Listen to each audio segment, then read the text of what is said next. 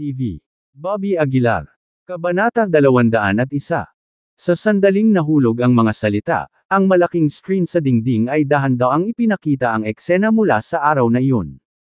Sa screen, si Caldwell ay nakayuko ng mahina at pinangungunahan pa ang iba na Sir si Ray Walters. Nang makita ang nilalaman sa screen, tuwang-tuwang tumayo si Ray Walters at sinabing, "Caldwell, ano pa ang sasabihin mo ngayon?" Medyo pangit ang mukha ni Caldwell, dahil hindi niya inaasahan na si Bobby Aguilar ay mag-iiwan ng surveillance sa sala na ito. "Ginoo Aguilar, inaamin kong nagkamali ako noong araw na iyon." Si Caldwell, na may pagbabago sa kanyang mga mata, ay mabilis na pumayag. Awkward siyang tumawa, Mr. Aguilar, wala akong choice noong araw na iyon.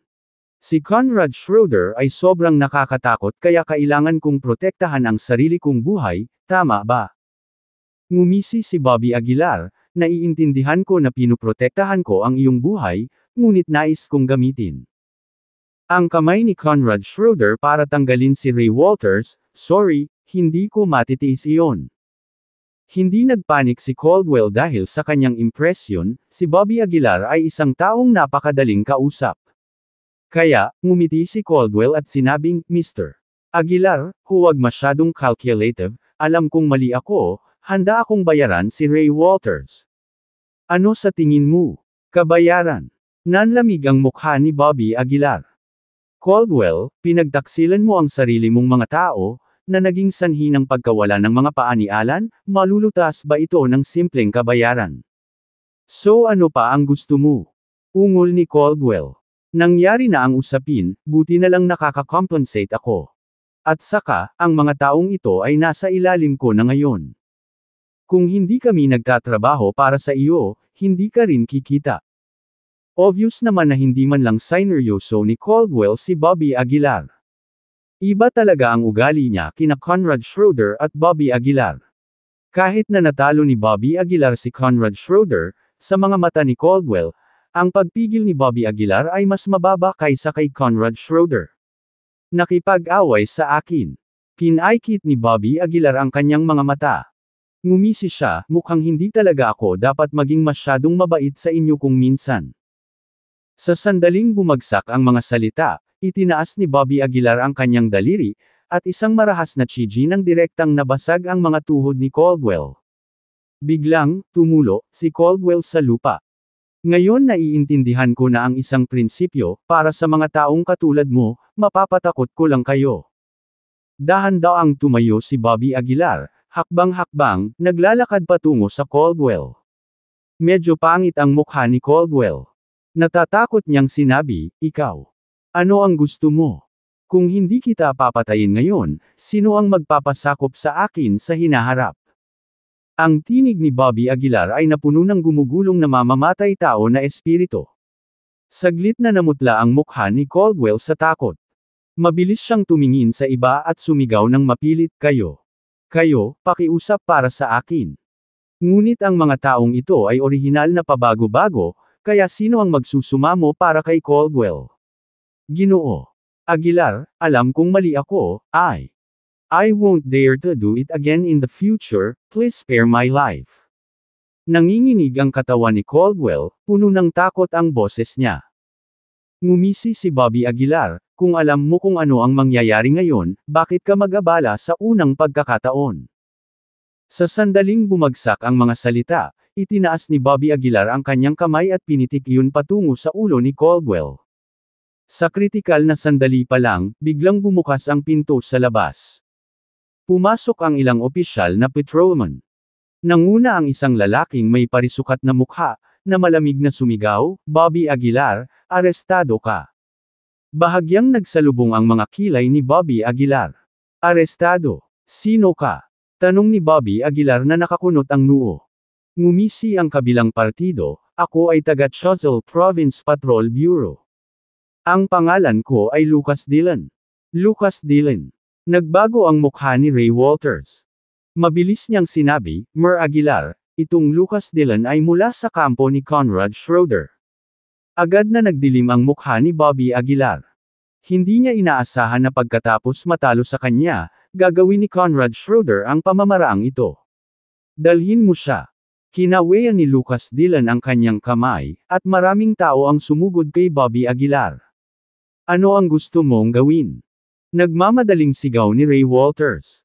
Malamig na tanong ni Lucas Dillon, ano, Bobby Aguilar, gusto mong sumalungat sa mga awtoridad?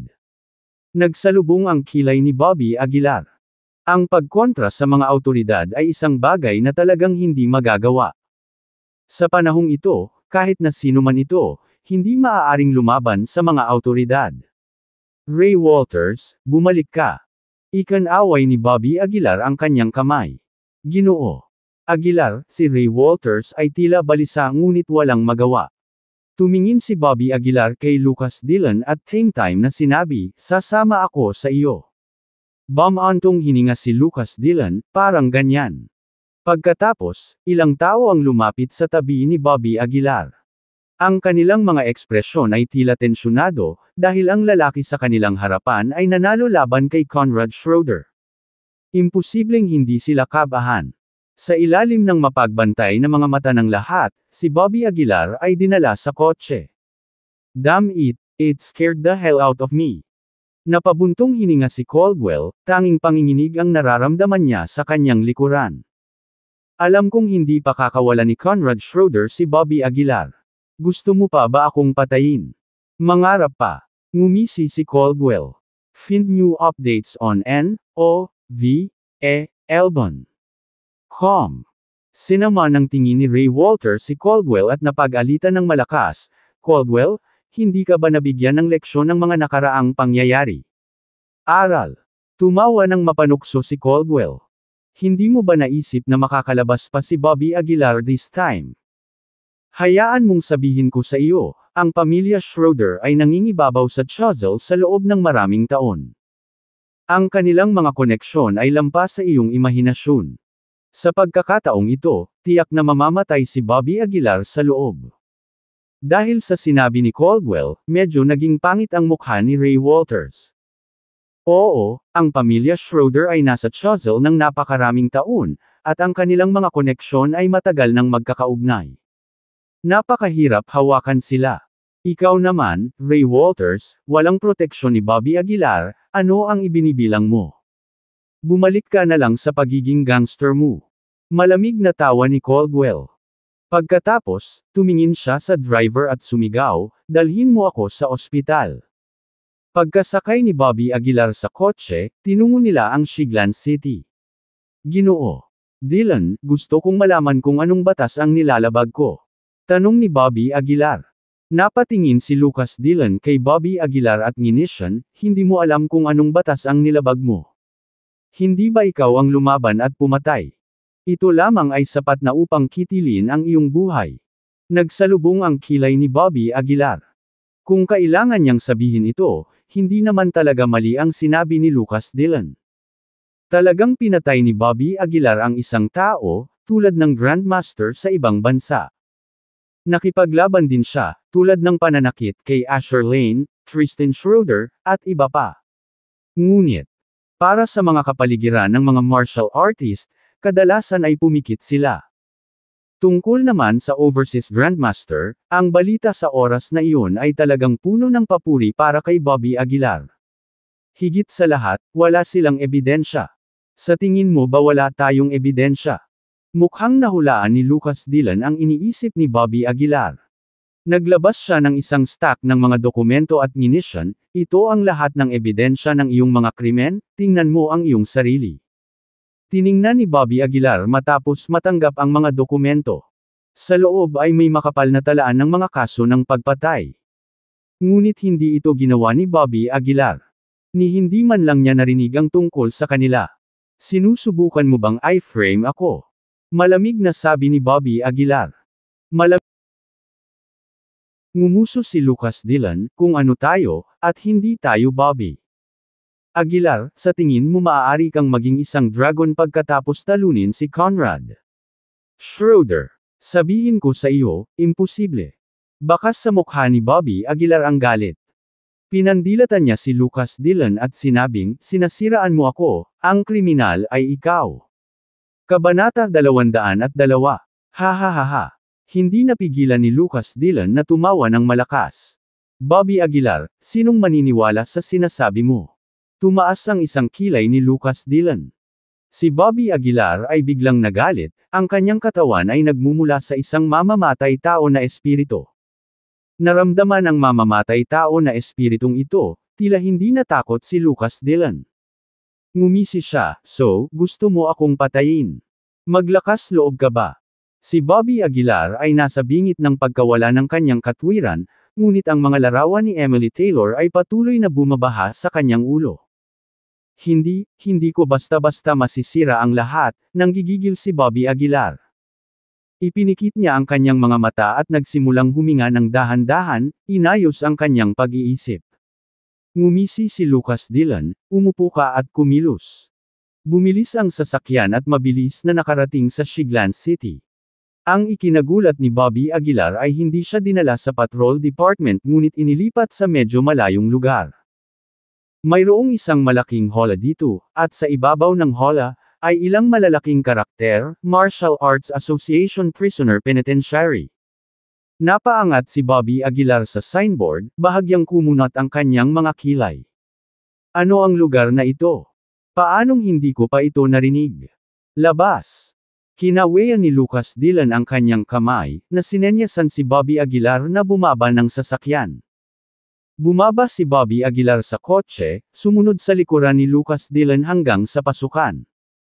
Ilang sandali pa ay may lumabas na tao mula sa loob.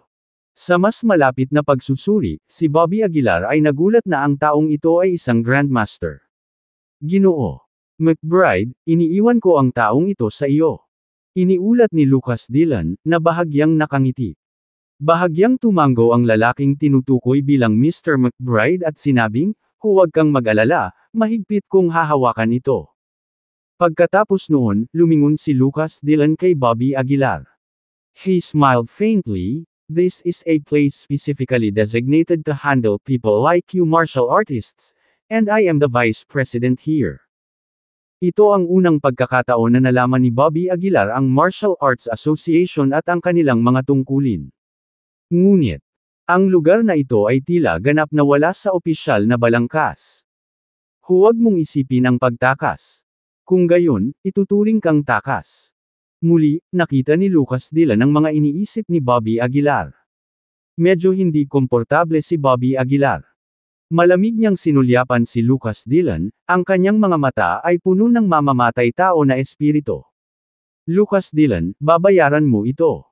Malamig na sabi ni Bobby Aguilar. "Tinatakot mo ba ako?" Tumawa si Lucas Dillon. "Iminumungkahi ko na mag-isip ka ng paraan para makaalis muna dito." Ngumisi si Lucas Dillon. Paulit-ulit. Pagkatapos, ikanaway ni Mr. McBride ang kanyang kamay at lumabas ang dalawa pang Grandmaster mula sa loob. Hinawakan nila ang braso ni Bobby Aguilar at tinungo ang detention area. Pasok. Nakarating sila sa isang hola, at walang pakundangan na tinulak ng dalawang tao si Bobby Aguilar. Ang hola ay unti-unting nailak, at ang paligid ay mabilis na nahulog sa ganap na kadiliman. Iniunat ni Bobby Aguilar ang kanyang palad, at isang kaunting espiritual na apoy ang bumagsak sa kanyang kamay. Nang hihiram ng liwanag ng espiritual na apoy, nilibot ni Bobby Aguilar ang paligid. Ang kapaligiran ay lubhang mahirap, hindi lamang walang ilaw, kundi pati na rin ang lugar upang matulog. Sinubukan ni Bobby Aguilar na maramdaman ang aura ng paligid, ngunit nalaman niyang tila natatakpan ito sa lugar na ito. "Dito na ba ako mamamatay?" Malalim na sumimangot si Bobby Aguilar. Discover new chapters on N0V, L. Bean. Com. Hindi niya inaasahan na si Conrad Schroeder ay gagawa ng mga maling paraan. Sa pamilya Schroeder, guro, dinala si Bobby Aguilar sa detention center. Inihahanda ng Gage McBride ang mga kaugnay na dokumento. Kapag handa na ang mga dokumento, tiyak na mamamatay si Bobby Aguilar. Iniulat ni Uncle Shane. Nagpumiglas si Conrad Schroeder na umupo mula sa kama at malamig na sinabi, "Ipagkalat ang balitang ito. Gusto kong malaman ng lahat sa Chuzzle na walang makakalaban sa pamilya Schroeder." "Oo." Mabilis na sagot ni Tito Shane. Kinabukasan. Mabilis na kumalat ang balita sa buong River City. Sa pagkakataong ito, ang mga saloobin ng mga tao kay Conrad Schroeder ay parehong may hinanakit at natatakot. Ang Conrad Schroeder na ito ay talagang walang kahihiyan, gumagamit ng mga mapanlinlang na pamamaraan kapag hindi niya kaya. Ang pagsupil kay Bobby Aguilar sa mga relasyon, sobrang nakakadiri. Buntong hininga, walang ibang paraan, ang pamilya Schroeder ay may napakaraming koneksyon sa Choiseul. Sino ang maaaring magkaroon ng magandang kahihinatnan pagkatapos silang pukawin? Lahat ay nag-uusap, sa pagkakataong ito, nagsimula silang makaramdam ng kaunting awa para kay Bobby Aguilar. Pagkatapos ng lahat, sa paglipas ng mga taon, sa Choiseul, ang tanging naglakas loob na pukawin ang pamilya Schroeder at nagtagumpay ay si Bobby Aguilar. Sa oras na ito, natanggap din ni William Richardson ang balita. Tay, kailangan mong mag-isip ng paraan para mailigtas si Bobby Aguilar. Inalog-alog ni Claire Richardson ang braso ni William Richardson, tila balisa. Balisa. Si William Richardson ay mukhang kapani-paniwalang nabalisa. Patuloy siyang naninigarilyo. Hindi ko inaasahan na gagamit si Conrad Schroeder ng mga ganitong paraan para sugpuin si Bobby Aguilar. Sabi ni William Richardson sa malalim na boses. Ngunit para kay William Richardson, ang bagay na ito ay medyo mahirap. Dahil si Conrad Schroeder ang numero unong tao sa Choiseul, napakalapit ng kanyang relasyon sa Martial Arts Association. Maaga pa nga ay may mga tsismis na ang Martial Arts Association ay ang likod bahay ng pamilya Schroeder. Kahit pumunta si William Richardson para humingi ng tao, baka hindi magbigay ng mukha ang Martial Arts Association. Dad, wala ka namang sinasabi. Nag-aalalang sabi ni Claire Richardson. Saglit na natahimik si William Richardson, pagkatapos ay bumangon at sinabing, pupunta ako at kakausapin si Conrad Schroeder, baka may pagkakataon pa para bumalik ang mga bagay. Dahil doon, mabilis na bumangon si William Richardson at personal na nagmaneho papunta sa Schroeder family. Sa pamilya Schroeder. Umupo si William Richardson sa harap ng kama ni Conrad Schroeder at magalang na sinabi. Ginoo. Schroeder, kumusta ang iyong kalusugan? Napangiti ng mahina si Conrad Schroeder, halos gumaling na ako. Naniniwala ako na hindi magtatagal para bumalik ako sa aking peak state. Ang tila simpleng pahayag na ito ay sa katunayan ay isang babala. Natural na naiintindihan ni William Richardson ang babala sa kanyang mga salita, ang kanyang mukha ay medyo alanganin. Chief Richardson, kung may sasabihin ka sa akin, sabihin mo lang. Walang pakialam na sabi ni Conrad Schroeder. Nang makita ito, binitawan ni William Richardson ang mga kasiyahan. Dumiretso siya sa punto at sinabing, Mr. Schroeder, dumating ako tungkol sa bagay ni Bobby Aguilar. Kung mahalaga pa rin ang aking maliit na reputasyon, sana ay maligtas mo si Bobby Aguilar. Nang marinig ito, hindi napigilan ni Conrad Schroeder na mapatawa. Reputasyon. Tumaas ang isang kilay ni Conrad Schroeder. Chief Richardson, sa pagkakaintindi ko, hindi ka ba nagretiro? Sabi ni Conrad Schroeder, kalahating nakangiti. Kumunot ang noo ni William Richardson at sinabing, ano ang ibig mong sabihin? Anong ibig mong sabihin? Paulit-ulit nang inisya ni Conrad Schroeder. Ginoo. Richardson, dapat kong sabihin sa iyo, kung ito ay sa nakaraan, matatakot pa rin ako sa iyo ng kaunti. Ngayon ay nagretiro ka na at wala ng tunay na pananagutan. Bigyan ka ng mukha. Ano ka ba? Sumigaw si Conrad Schroeder. Nang marinig ang mga salita ni Conrad Schroeder, ang mukha ni William Richardson ay agad na naging sobrang pangit. Nahulaan na niya natatanggi si Conrad Schroeder, ngunit hindi niya inaasahan na ganoon pala siya kabastos. Conrad Schroeder, sa tingin mo ba ikaw ang namamahala sa Choiseul? Galit na pinandilatan ni William Richardson si Conrad Schroeder. Malamig na ngumuso si Conrad Schroeder, at least hindi ikaw ang may hawak. At saka, hayaan mong sabihin ko sa iyo, hindi lang gusto kong ikulong si Bobby Aguilar, kundi gusto ko rin siyang mamatay doon.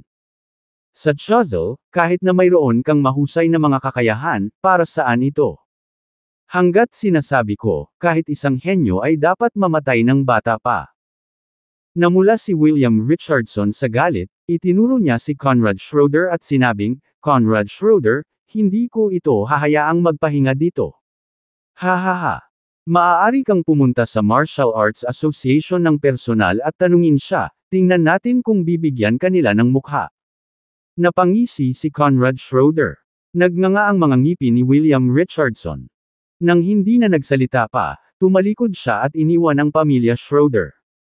Kabanata 203. Sa pagharap sa pagmamataas ni Conrad Schroeder, walang solusyon si William Richardson. Hindi niya kayang guluhin ang Schroeder family, at hindi rin siya binigyan ng mukha ng Martial Arts Association. Sa ilang sandali, si Uncle William ay puno ng pag-aalala. Kinabukasan, nakakulong pa rin si Bobby Aguilar sa maliit na silid na ito. Pero kitang-kita niya na hindi lang siya ang nakakulong dito. Mukhang maraming martial artist ang nakulong dito. Bulong ni Bobby sa ilalim ng kanyang hininga. Hindi niya maiwasang mag-alala sa loob-loob. Kung talagang magdesisyon ang Schroeder family na tanggalin siya ng Martial Arts Association, ano ang gagawin niya? Tumakbo. Kumunot ang noo ni Bobby. Kung siya ay makatakas, maaaring hindi na siya makabalik muli sa Pyro, at paano siya makakapunta sa capital city upang pakasalan si Emily Taylor ng hayagan? Pero kung hindi siya makakatakas, mas malala pa ang mamatay dito.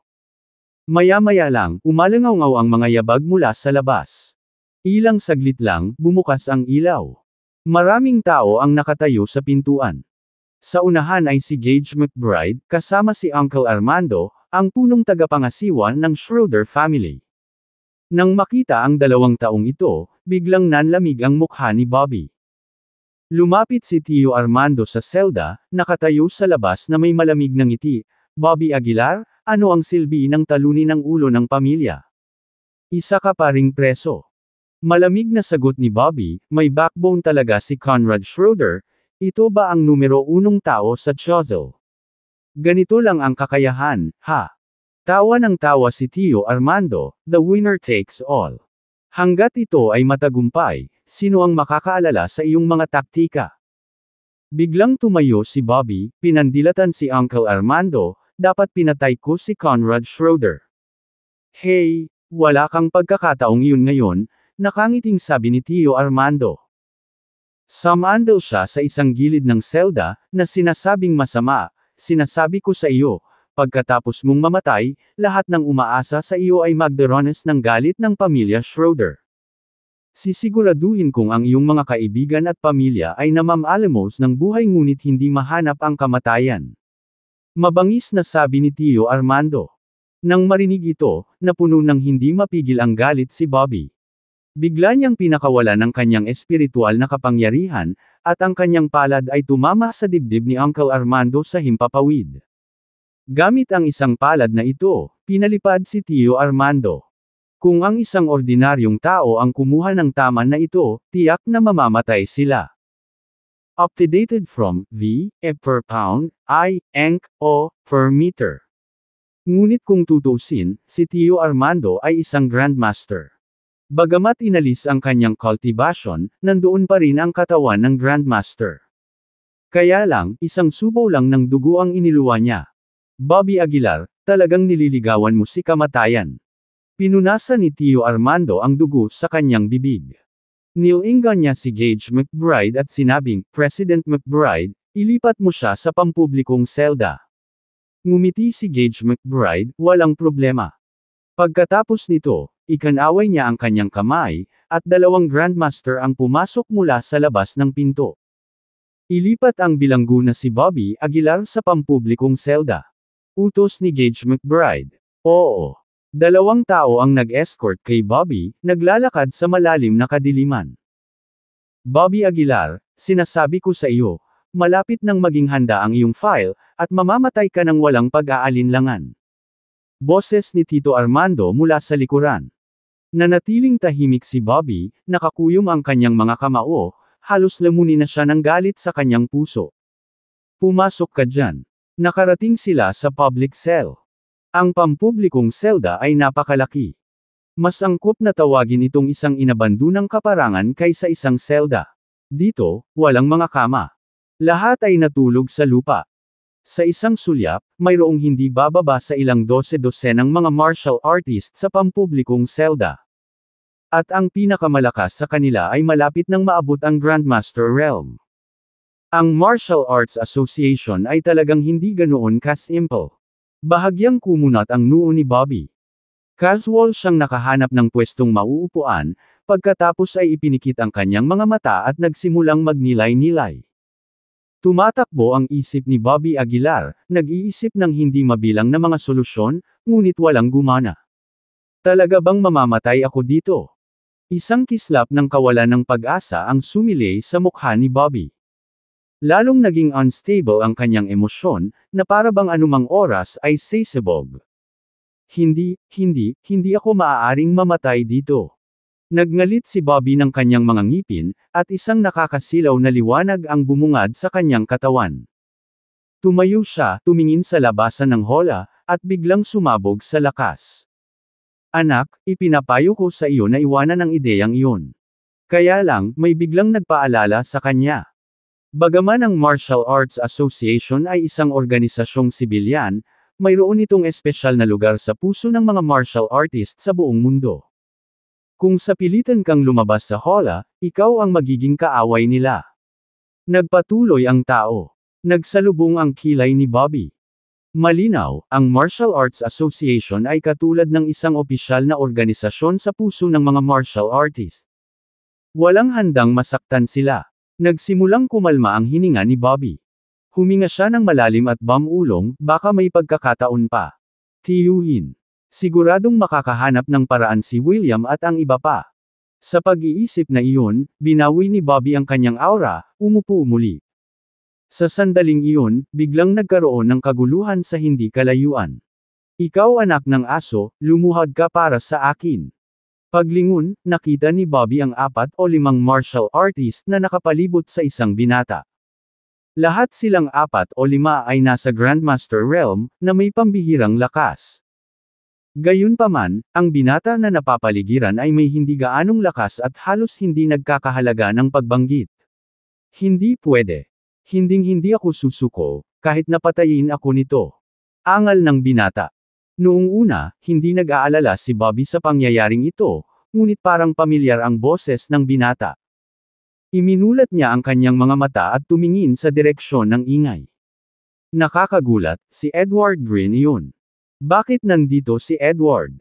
Dagdag nagbago ang mukha ni Bobby, at agad itong tumayo at naglakad papunta kay Edward.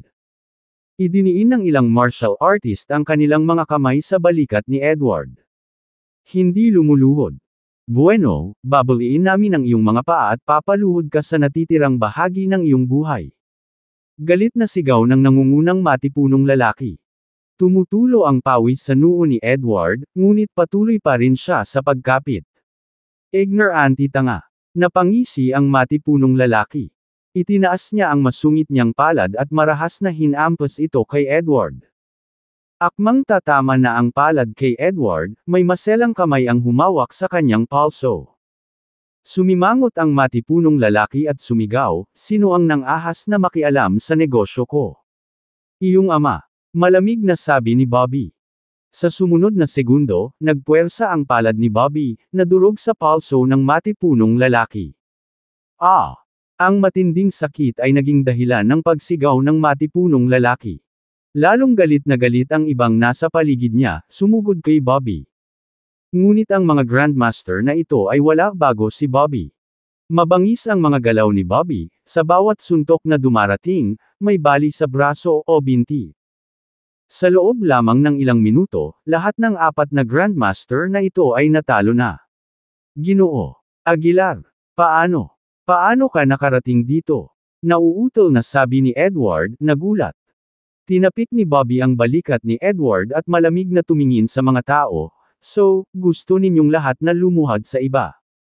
Bata, itago mo ang ilong mo sa, nagngangalit ang isang tao. Sinulyapan siya ni Bobby, at saka inabot ang kamay, hinampas siya sa lupa na parang langaw. Mahilig kang magpaluhod, ha? Pagkatapos ay tingnan natin kung gaano mo gusto ang lasa ng pagluhod sa lupa. Malamig na sabi ni Bobby. Sa sumunod na segundo, kumislap ang figure ni Bobby. Sa loob lamang ng ilang segundo, nabasag ang mga tuhod ng mga Grandmaster na ito. Kabanata 204. Ang gayong malakas na lakas at marahas na paraan ay agad na nagpabigat sa kapaligiran sa eksena. Maraming tao ang walang kamalay-malay na umatras ng 2 hakbang, na natatakot na masangkot sa crossfire. Ang maliit na bagay na iyon ay hindi kailangang umabot sa ganito, nakangiting sabi ng isang binata. Sinulyapan siya ni Bobby Aguilar at hindi umimik. Sa halip, ikinaway niya ang kanyang kamay, nagpapadala ng bugzo ng inner strength. Sa ilalim ng puwersang ito, ang binata ay agad na tinamaan ng malakas, at sa pamamagitan ng putok, lumuhod siya sa lupa. Noong nabuli si Edward Green ngayon lang, wala kang sinabi. Ngayon lumabas ka na nagpapanggap na isang mabuting tao. Sabay lumuhod. Malamig na sabi ni Bobby Aguilar. Natigilan ang lahat. Walang inaasahan na ang binatang ito na kakakulong pa lang ay napakalakas. Maging ang mga Grandmaster ay nataranta, bawat isa sa kanila ay isang namumunong presensya sa labas ng mundo at hinahanap ng lahat ng partido. Ngunit ngayon ay nabalian sila ng mga binti ni Bobby Aguilar at hindi na makabangon sa kanilang mga tuhod. Sa sandaling ito, medyo natakot sila. Sir, kami. Alam naming mali kami. Maawa ka naman, bulong ng isa. Sumulyap si Bobby Aguilar sa kanya at minisyon, lumuhod ka. Sa loob ng 1 oras, bawal kang tumayo. Pagkasabi nito, hinailan ni Bobby Aguilar si Edward Green. Ginoo Aguilar, ang lakas mo, umabot na sa ganoong antas. Nagningning ang mga mata ni Edward Green, at excited niyang sinabi. Hindi pinansin ni Bobby Aguilar ang kanyang mga sinabi, ngunit kumunot ang noo at nagtanong, paano? Dito ka ba napadpad?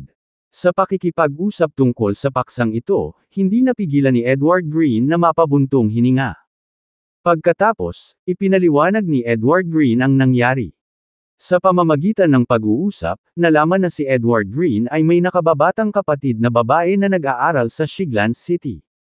Find new chapters on Nove, Elbon. Com. Noong kasama niya ang pamilya Hill, inayos niya na manatili ang kanyang kapatid sa Shiglan City. Ngayong kasama na niya si Bobby Aguilar, gusto niyang dalhin ang kapatid niya sa River City para maaligan din siya. Ngunit hindi ko inaasahan na makakasakit ako ng isang tao sa Shiglan City, na kamag-anak ng isang miyembro ng Martial Arts Association. Sabi ni Edward Green na may mapait na ngiti. Nakipagtalo ako sa kanya ng ilang sandali, at pagkatapos ay nakulong ako dito sa loob ng 3 taon. Nang marinig ito, mas lalong nanlamig ang mukha ni Bobby. Muli nitong pinalala ang impresyon ni Bobby sa Martial Arts Association. Itong Martial Arts Association ay talagang isang hindi makatwirang lugar, malamig na sabi ni Bobby Aguilar. Napabuntong hininga si Edward Green, ano ang maaari nating gawin tungkol dito? Hindi maintindihan ni Bobby Aguilar kung paano nananatiling umiiral ang gayong hindi patas na organisasyon at kung paano ito naging kwalipikadong pamahalaan ang mga martial artist sa mundo. Higit sa lahat, walang sinuman sa mga martial artist ang naisip na labanan sila, ngunit sila ay itinuring na mga awtoridad. Ito ay katawa-tawa. Ginoo Aguilar, paano ka napunta dito? Naguguluhang tanong ni Edward Green. Sa pakikipag-usap tungkol sa paksang ito, hindi napigilan ni Bobby Aguilar na tumahimik.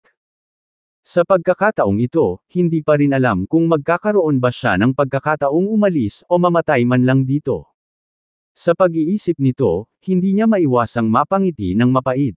Ginoo Aguilar, anong problema? Tanong ni Edward Green. Umiling si Bobby Aguilar at tumawa, wala. O di ba nangako ako na tuturuan kita ng breathing exercises. Biglang may naalala si Bobby Aguilar.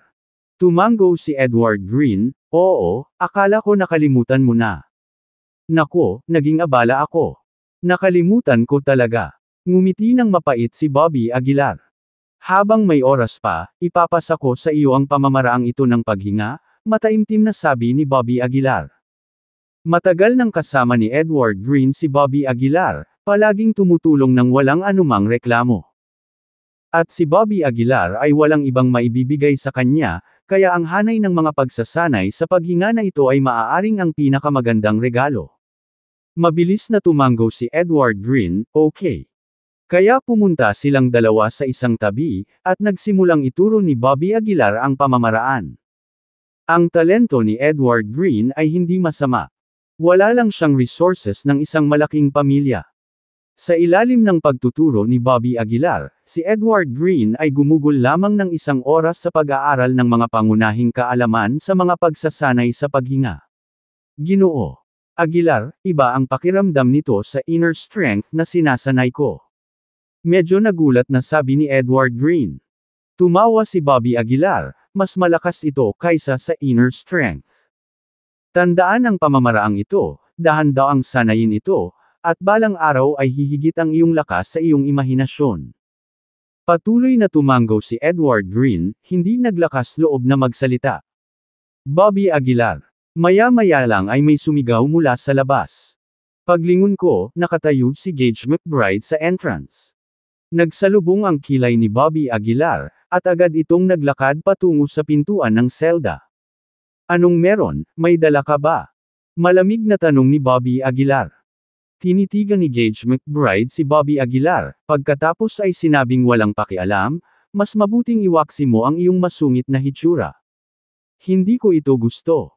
Ang hindi mo gusto ay wala sa akin, ngini siya ni Bobby Aguilar. Hindi rin nagalit si Gage McBride. Ngumuso siya, marami na akong nakitang kabataang tulad mo na mayabang at walang pigil, ngunit sa kasamaang palad, sa huli, lahat sila ay nawawalan ng talino at nagiging ordinaryong mambabatas. Bobby Aguilar, sa tingin mo ba ay magugustuhan mo sila? Tumaas ang isang kilay ni Gage McBride. Naiinip na sinabi ni Bobby Aguilar, kung may sasabihin ka, sabihin mo. Ayokong makinig sa pagmamaktol mo. Nang marinig ito, sa wakas ay bakas sa mukha ni Gage McBride ang galit. Huminga siya ng malalim, pinigilan ang galit sa kanyang puso, at malamig na sinabi, naparito ako upang hanapin ka para bigyan ka ng pagkakataon. Oh! Tumaas ang kilay ni Bobby Aguilar, at hindi niya maiwasang makitang medyo nakakatuwa. Isang pagkakataon. Magbibigay ba talaga ng pagkakataon ang pamilya Schroeder? Nagpatuloy si Gage McBride, nabalitaan ko na isa kang alchemist, at ang aming marshal. Pinahahalagahan ng Arts Association ang mga talento, kaya nagpasya kaming bigyan ka ng pagkakataon. Nanatiling tahimik si Bobby Aguilar, sinenyasan si Gage McBride na magpatuloy. Basta mapapagaling mo si Tristan Schroeder, pwede ka naming paalisan at paalisan ka dito. Ano sa tingin mo? Tumawa si Gage McBride. Bakas sa mukha ni Bobby Aguilar ang pagkagulat, at napabulalas siya, seryoso ka ba? Siyempre. Nakangiting sabi ni Gage McBride. Bobby Aguilar, ito ay isang magandang pagkakataon para sa iyo. Huwag mong palampasin ito. Malumanay na pangungumbinsi ni Gage McBride. Hindi umimik si Bobby Aguilar, hinawakan ang kanyang baba na parang nag-iisip. Pag-isipang mabuti. Ang mga pagkakataon ay hindi marami. Kung tutuusin, maraming alchemist sa mundo. Nang makitang tila na antig si Bobby Aguilar, bumungad sa mukha ni Gage McBride ang tuwa. Huwag mo nang isipin pa. Sumama ka sa akin, udyok ni Gage McBride. Gayunpaman, sa sandaling ito, umiling si Bobby Aguilar at nginisyan, paumanhin, tumanggi ako. Nang marinig ang mga salitang iyon, biglang nagbago ang mukha ni Gage McBride. Tumanggi ka. Dumilim ang mukha ni Gage McBride. Bobby Aguilar, mabuti pang pag-isipan mo ito. Ito lang ang pagkakataon na mabuhay ka. Mayroong hindi mabilang na mga alchemist sa mundo na maaaring magpagaling kay Tristan Schroeder. Kung hindi ko pinahahalagahan ang talento, hindi mo makukuha ang pagkakataong ito. Tinitigan ni Bobby Aguilar si Gage McBride at nginisyan, Mr. McBride, naging tanga ako sa unang 30 taon ng buhay ko, kaya ayoko na niloloko ako ng iba. Kung ang mga alchemist ay madaling mahanap, bakit hahanapin ako ng pamilya Schroeder? Bukod dito, kahit na pinagaling ko talaga si Tristan Schroeder, kasama ang Schroeder. Ang karakter ng pamilya, hindi nila ako pakakawalan, di ba? Ang mga salitang iyon ay nagpabago ng husto sa mukha ni Gage McBride. Kabanata 205. Maliwanag, tama ang hula ni Bobby Aguilar. Hindi kailanman sinadya ni Gage McBride na palayain si Bobby Aguilar sa unang pagkakataon. Ang plano niya ay gamitin si Bobby Aguilar para pagalingin si Tristan Schroeder at pagkatapos ay ibalik si Bobby sa kulungan. Well, Bobby, pinalampas mo ang pagkakataon mo. Don't blame me for being ruthless, malamig na sabi ni Gage McBride. Isusumit ko ang mga materyales sa lalong madaling panahon, at sa oras na iyon. Hindi ka na magkakaroon ng pagkakataong magsisi. Galit na saway ni Gage McBride. Hindi mo kailangang mag-alala tungkol dyan, Mr. McBride. Sumagot si Bobby Aguilar, walang emosyon. Matapos iwanan ang mga salitang iyon, tumalikod si Bobby Aguilar at naglakad palayo. Kahit galit si Gage McBride, wala siyang magawa. Umalis siya nang walang magawa. Bumalik siya sa kanyang opisina, kung saan nakaupo si Conrad Schroeder, humihigop ng tsaa. Ginoo McBride, paano nangyari? Pumayag ba si Bobby Aguilar? Tanong ni Conrad Schroeder. Umiling si Gage McBride at bumantong hininga, Mr. Schroeder, mas matalino si Bobby Aguilar kaysa sa naisip namin. Nakita niya ang mga plano natin. Dahil dito, hinampas ni Conrad Schroeder ang mesa at bumangon. Galit siyang sumigaw, hahayaan na lang ba nating mahiga ang anak ko sa kama habang buhay? Sa pagharap sa galit ni Conrad, si Gage McBride ay hindi naglakas loob na magsalita at tahimik lamang na nanginginig sa gilid. Kung wala ng ibang paraan, baka palayain natin si Bobby Aguilar. Baka magamot niya ang anak mo, mungkahi ni Gage McBride. Sumulyap si Conrad Schroeder kay Gage McBride at malamig na sinabi, hindi, dapat mamatay si Bobby Aguilar. Maliwanag, si Conrad Schroeder ay nagpapanik. Kung si Bobby Aguilar ay hindi namatay, ito ay magiging isang sakuna para sa pamilya Schroeder.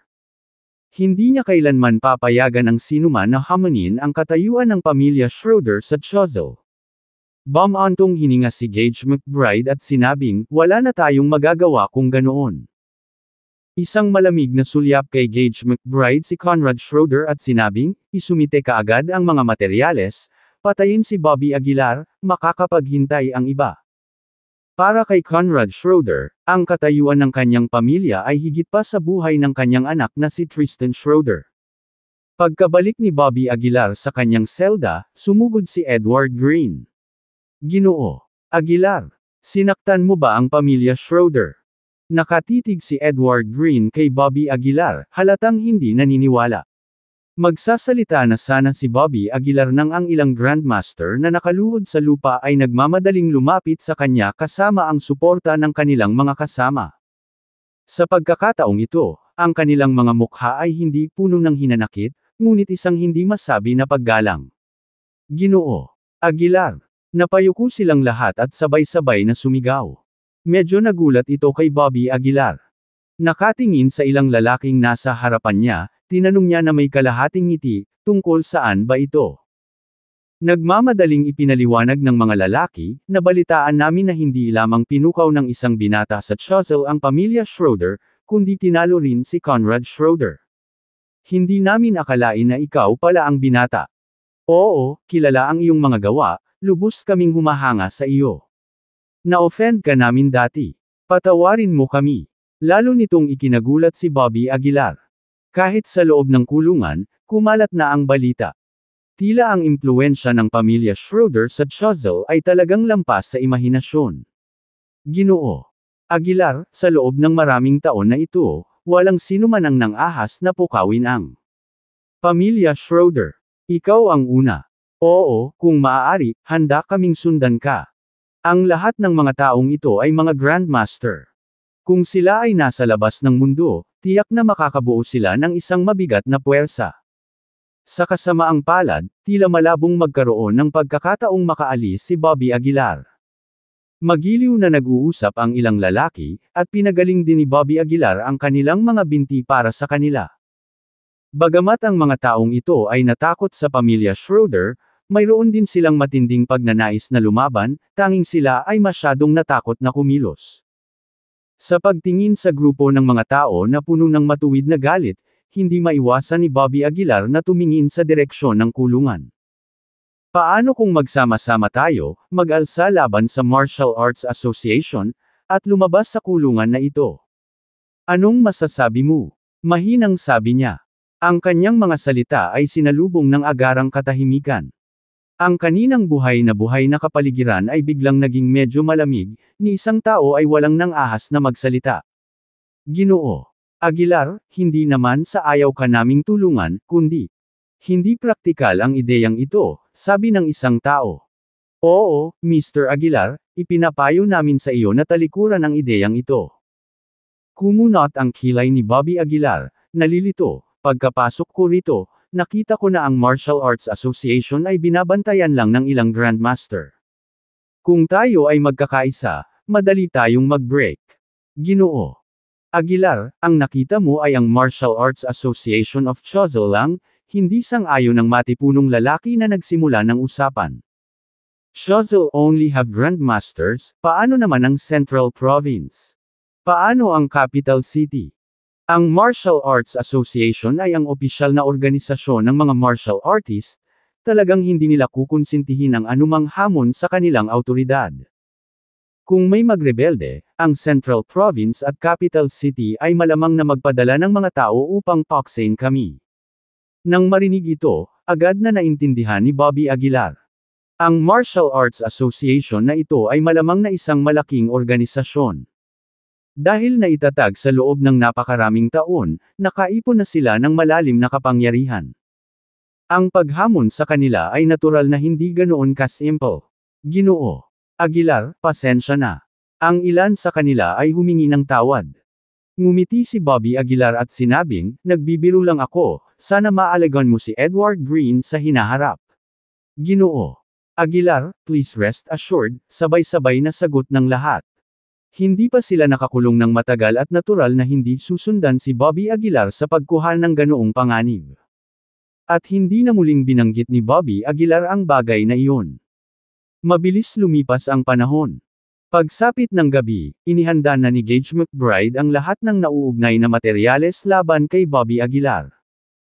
Ang mga materyales na ito ay sapat na upang gastusin ang buhay ni Bobby Aguilar. Ibinigay ni Gage McBride ang mga materyales kay Conrad Schroeder. Matapos tingnan ni Conrad Schroeder ang mga materyales, nginisya niya ito, mabuti, walang oras para magantala, maaaring magbago ang mga bagay. Gage McBride, ipatupad ang hatol na kamatayan ni Bobby Aguilar bukas ng umaga. Sumagot si Gage McBride, naiintindihan. Hindi nagtagal si Conrad Schroeder sa Martial Arts Association. Pagkaalis niya. Ipinakalat niya si Tio Armando sa lahat ng dako. Gusto niyang mapanatili ang kanyang posisyon sa Chozel at ipaalam sa lahat sa Chozel na huwag hamunin ang Schroeder family, kung hindi, kamatayan lang ang haharapin nila. Anong galaw na patayin ang manok para takutin ang mga unggoy? Mabilis na kumalat ang balita sa buong Chozel, at hindi mabilang na mga tao ang nag-uusap tungkol dito. Si Bobby Aguilar. Sa huli ay nabigo siya, mahinang bulong ni Keith Moore, tulad ng isang matandang lalaki na papalapit sa takip-silim ng kanyang buhay. Maging ang River City ay nabighani sa balitang ito. Hahaha, alam kong si Bobby Aguilar ay tiyak na mamamatay. Humagalpak ng tawa si Caldwell sa kanyang opisina. May hawak siyang tabako at isang walang awa na kislap ang sumili sa kanyang mukha. Naghahanap ka upang patayin ako, malamang na nananaginip ka. Malamig na sabi ni Caldwell. Pagkatapos, sumigaw si Caldwell sa pintuan, ipasok mo si Franklin Duarte. Hindi nagtagal, pumasok ang isang binata. Sa likod niya, pinamumunuan niya ang isang malaking grupo ng mga tao. At ang binatang ito, nakilala bilang Franklin Duarte, ay isang bona fide na 8th rank inner strength powerhouse. Lumampas pa ang lakas niya kay Edward Green. Manager Caldwell, bati ni Duarte, bahagyang yumuko. Ngumisi si Caldwell, nahulog si Bobby Aguilar sa bilangguan at papatayin siya bukas. Oras na para ayusin ang mga bagay sa River City. Duarte, kunin mo ang iyong mga tauhan at alisin si Ray Walters ngayong gabi. Oo, Manager Caldwell, tugon ni Duarte, bahagyang tumango. Manager Caldwell, kung mamatay si Bobby Aguilar, paano naman ang soul nourishment pill? Nag-aalalang sumimangot ang sekretarya ni Caldwell. Ngumisi si Caldwell, napaghandaan ko na ito. Kapag namatay si Bobby Aguilar, isang tao lang ang makakagawa ng soul nourishment pill, iyon ay, si Elder Hansen. Hanggat kinokontrol ko si Elder Hansen, ang soul nourishment pill ay akin na. Ang paborito mong novel sa N.O.V.L. Bean. Com. Kabanata 206. Ang plano ni Caldwell ay maaaring inilarawan bilang walang kamali-mali. Pinagnanasaan niya si Ray. Ang posisyon ni Walter sa loob ng mahabang panahon ngunit hindi nakahanap ng pagkakataon. Ngayong may problema si Bobby Aguilar, magagamit niya ang pagkakataong ito para kumilos. Sa gabi, si Ray Walters ay nakaupo sa kanyang opisina na may pag-aalala sa kanyang mukha.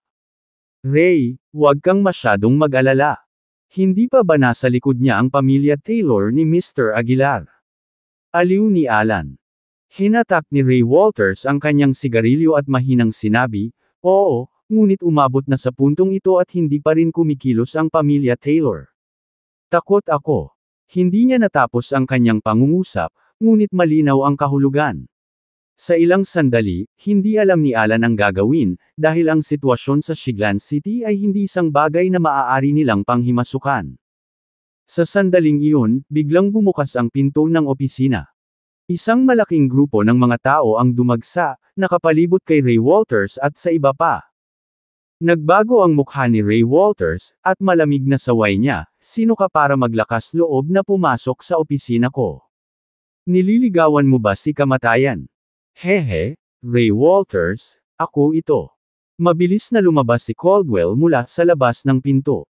Nang makita si Caldwell, natigilan ang ekspresyon ni Ray Walters. Anong gusto mo? Malamig na tanong ni Ray Walters. Ngumuso si Caldwell, ano ang gusto ko? Ray Walters, napakatagal mo na sa posisyong ito. Oras na para sa pagbabago. Nililigawan mo si kamatayan. Sumabog sa galit si Ray Walters.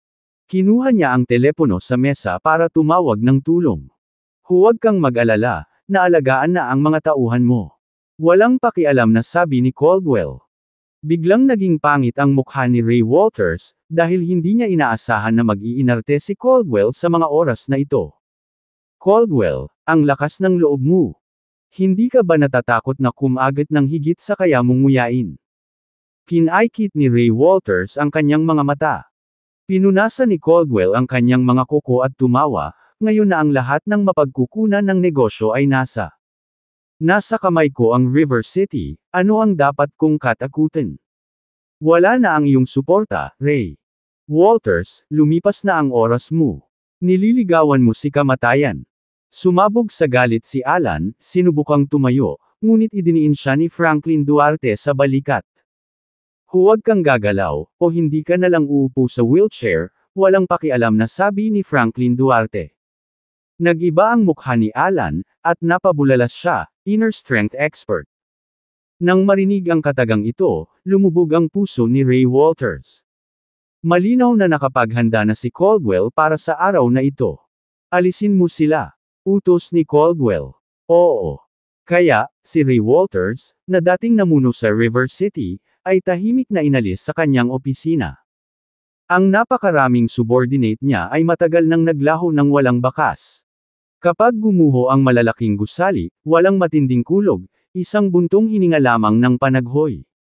Si William Richardson ay galit na galit. Gabi na, at hindi na niya maramdaman ang antok. Ginamit niya ang lahat ng kanyang koneksyon, ngunit lahat sila ay tinanggihan. Sa ilang sandali, tila walang makapagliligtas kay Bobby Aguilar. Tay, bilasan mo at mag-isip ng kung ano-ano. Niyugyug ni Claire Richardson ang braso ni William Richardson, nag-aalalang nagsasalita.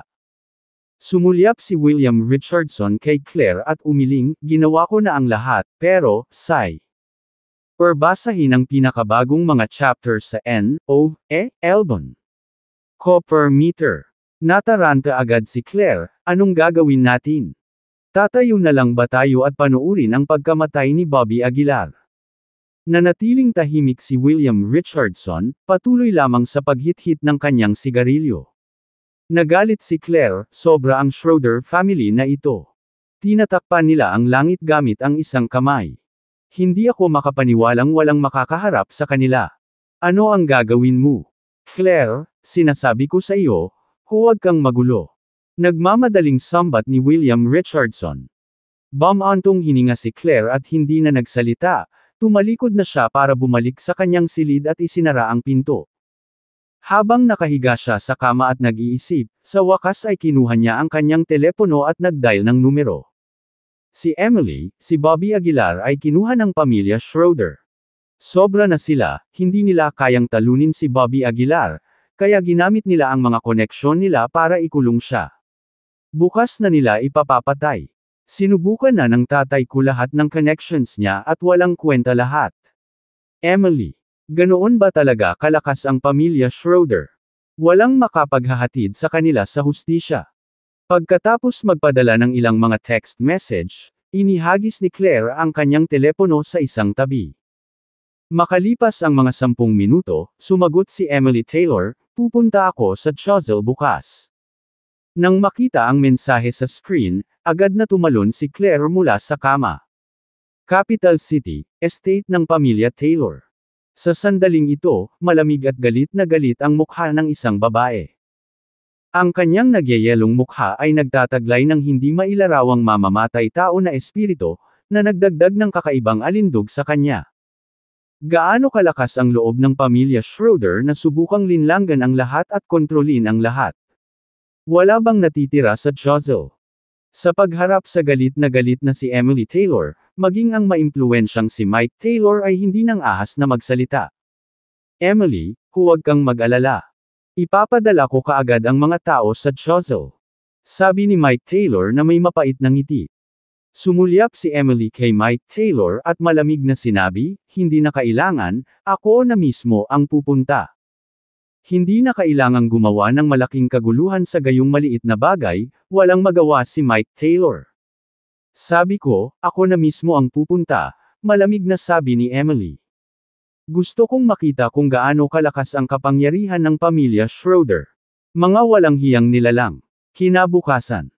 Ang ari-arian ng pamilya Taylor ay nagpadala ng 8 Grandmaster upang protektahan si Emily sa kanyang paglalakbay. Ang mga Grandmaster na ito ay hindi katulad ni Conrad Schroeder, nakakapasok lang sa Grandmaster realm. Sila ay naging mga Grandmaster sa loob ng maraming taon, at ang kanilang lakas ay hindi maisip. Sa estate ng pamilya Taylor, may naghihintay na helicopter. Emily, ingat ka. Paalala ni Mike Taylor sa kanya na may pag-aalala. Tumango si Emily, Lolo, huwag kang mag-alala. Pagkatapos, sinundan niya ang 8 Grandmaster sa helicopter.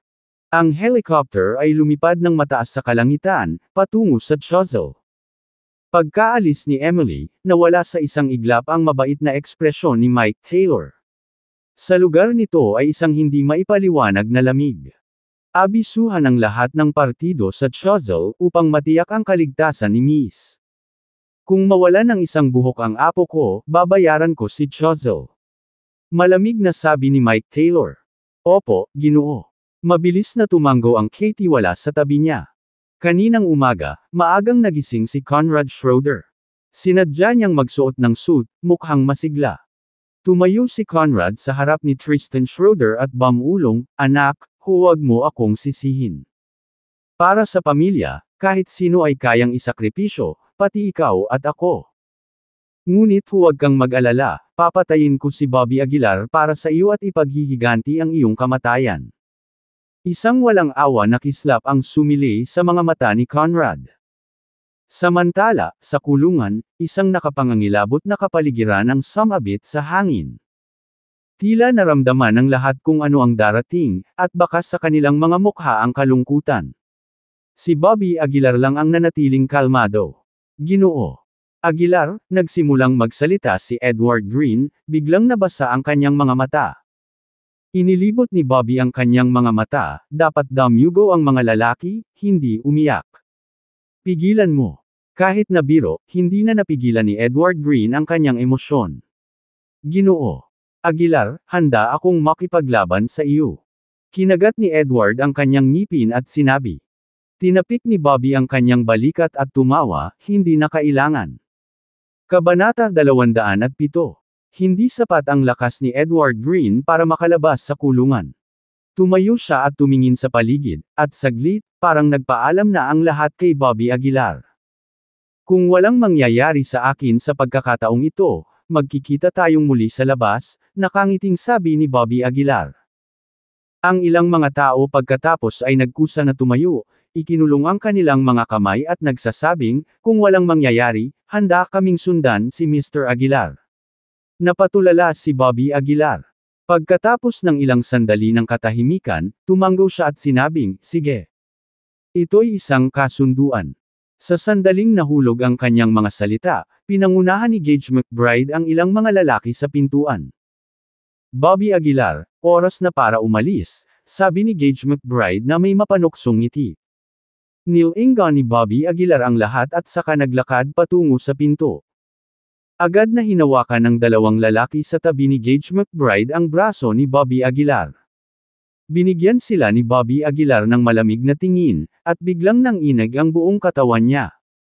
Isang alon ng enerhiya ang direktang nagtaboy sa kanila. Kaya kung maglakad mag-isa, malamig na sabi ni Bobby Aguilar. Ang dalawa, na kumikilos ayon sa instinct, ay tumingin kay Gage McBride, na ikanaway ang kanyang kamay at sinabing walang pakialam, hayaan siyang maging mayabang sa huling pagkakataon. Oo. Mahigpit na sumunod ang dalawang lalaki sa likuran ni Bobby Aguilar. Habang papunta sila sa scaffold, sinabi ni Gage McBride sa nakakatakot na tono, Bobby Aguilar, bakit ka mag-abala kung alam mo kung ano ang mangyayari ngayon? Kung pinagaling mo si Tristan Schroeder, at least nailigtas mo ang buhay mo, di ba? Malamig na sinulyapan ni Bobby Aguilar si Gage McBride at sinabing, tumahimik ka, ayaw kong marinig kang magsalita. Bumantong hininga si Gage McBride, namamatay na at mayabang pa rin.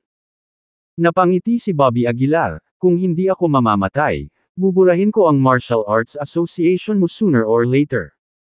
Burahin ang Martial Arts Association.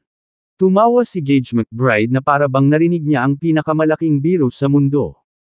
Tawa siya ng tawa, tunay, walang takot ang mga mangmang. Wala kang alam sa Martial Arts Association. Malamig na sumangot si Bobby Aguilar at hindi na nagsalita.